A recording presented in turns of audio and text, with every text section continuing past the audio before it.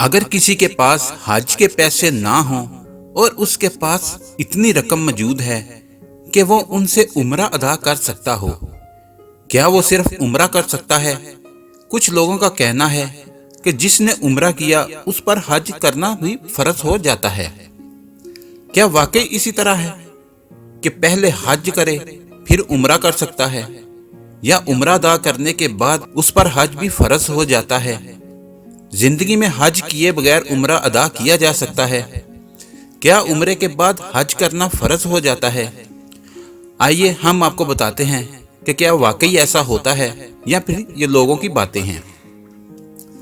حج سے پہلے عمرہ ادا کرنا درست ہے، تاہم اگر کسی پر حج فرض ہو تو اسے پہلے حج کرنا چاہیے۔